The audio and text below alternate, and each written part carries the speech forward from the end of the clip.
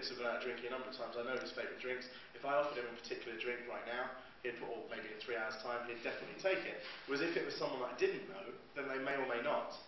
And that latter example is the way that this advertising world works at the moment. We need to move to the former example. And so when Vince says listening to the customers, it's not necessarily just feeding off some kind of behavioural information. It's also actually making sure that they actually co-create that network with you. And they can actually give their experiences to you, that then you create a better experience. I guess that doesn't answer whether people are buying phones because of Facebook or not. Because that means nothing. I suppose the question I'm trying to get to is, people make pretty significant economic decisions when they walk into a shop and buy a phone and just choose to go to the network, right? Yeah. What I'm interested in hearing from the panel really is that the relative value that people place on the different players, like is it the phone, is it the network, is it what the services I can access to that network, is that changing significantly, or how do we see that evolving over the next number of years? So I'll make it quick from our side. We see developments in the hardware world, we see developments in the operator world, and we see developments in the service world. If we would work together, the mobile internet market would explode. What happens today is the operators only looking into the online world. Oh, we need Facebook on our phone. The Facebook people don't want a mini Facebook on their phone. They don't want it. They have already an unbelievable cool product. The hardware manufacturers, they are not really open for cooperation. They make their phones. The service world, they just try to build a mobile internet world. And that's the situation at the moment. In the online world, you buy a Dell laptop, you have your Google pre-installed, you have everything ready and everything works. And I think that is what is really missing in the mobile world. We need that everything comes together. We push out one product because the operator in any way will profit. The hardware will be sold and the service will be used. But today everybody is on their own way. That's a little bit how we see it. Marc? Fragmentation. Yes. If I may answer that question, I definitely see a change in the value chain, and the different players have relative positions which they have to defend. And I think we saw that in the morning with the €99 phone, for example, where you had the position between the manufacturer and then the service provider. If I try to be sort of not forcing my opinion upon you, because I'm supposed to be the chair here, so I'll take my son for example. The first time I showed him the latest Nokia phone, the first thing he did was he looked at YouTube video. The thing he's doing now is he's going for a mobile internet tablet which actually has no 3G connectivity in it, connects to wireless LAN, and he's going for content. So looking at my son, and you should never look at one person, but I would say that surprising, content is king. Well, all content is queen, and context potentially is king. What's interesting is that no, being serious about it for a second. I mean, we think about that. You should. There's that's a whole new presentation.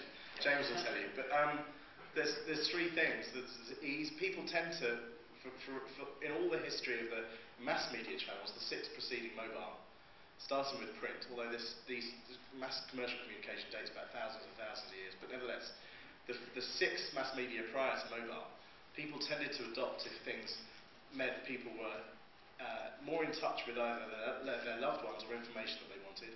2, it made their lives easier in some shape or form.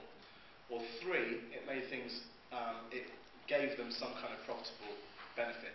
And that could be as in saving money, i.e. ad-funded media channels before now, in all of the media channels before now, or alternatively actually gaining money through revenue. So I think that things that people will chase down and continue to chase are those things. If you can connect with your loved ones more easily, and you can actually get access to information quicker and easier and clearer, and also there is some kind of value of incentive in terms of either monetary benefit from reducing cost or actually making money, then people will always follow those services. And that's been the case for many hundreds of years. I think there was one question from the audience. Yes, please. You have the final question and then the panelists can summarize. So, please. is not that much of a question, it's more of a comment to what Antonio said earlier, that handset manufacturers don't realize potential of services and Facebook and so on and so forth. I have technology that took us a long while. I'm Benjamin, this is Nokia, by the way. It took us a long while, but I think finally we're getting there. So we do understand the potential of services, Facebook, content, context, whatever you call it. It took a lot longer than we anticipated, unfortunately. But at this point in time, we're getting there. The thing is that it's a very, very complex world. And to make all of that work on a single device is very, very complicated, because you also need to remember that that particular device is supposed to reach a number of customers with completely different expectations and requirements. And that's what makes this whole puzzle really, really, really difficult. I mean, just heard an example of 14-year-old with a Linux platform, and their expectations are completely different from my expectations. And to manufacture a device and content or context that fits that device and the customer, that's a very, very complex question. So the question, who owns the customer? Just a quick thing to know. I just have two cases for operators and for handset manufacturers. We asked our customers, should we link back from your personal community site or social network site back to your handset manufacturer site and to your carrier portal? Both answers, around 16,000 people we have asked.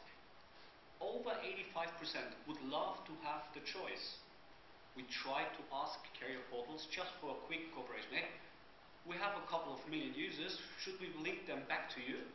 There's not a person to speak with. But that is the station we are at the moment. So that means it's easy to cooperate with a simple link exchange or something. Okay, a quick comment from each of the panelist members to finalize the panel. I'll go last because I don't want to mutate you both.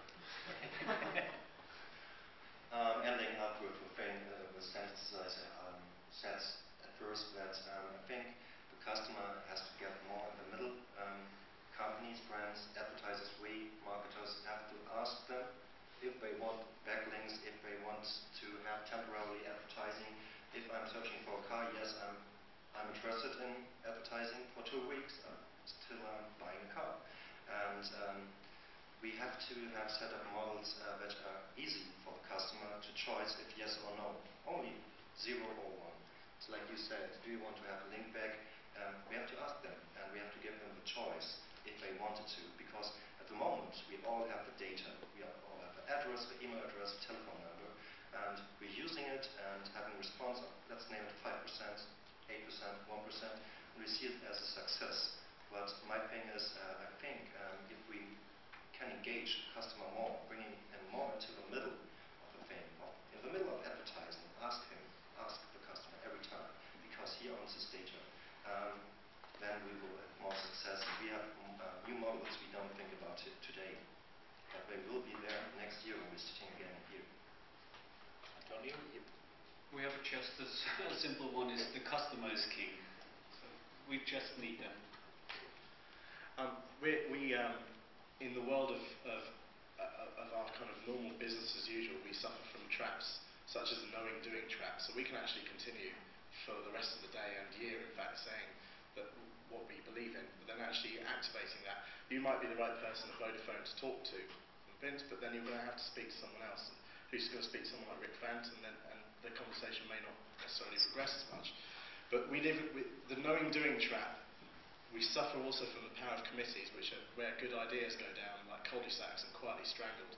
So knowing that this stuff needs to happen, and knowing that we need to be more focused on the customer's experience, and knowing all of this stuff is far, far different than actually executing that inside the strategies. But the good news is this, that the companies that do create environments of trust, where they're a trusted handholder of people and not in a patronising way of the customers, who are actually in the driving seat of that experience, those are the companies I will stake my career on winning, and the other companies won't win. And so whether or not this is something that you implement in business as usual means that luckily you're entirely the master of your own fortune. Okay, thank you. Thank you, panelists. Thank you, audience, for the questions. And then 15:45 we're back from refreshments.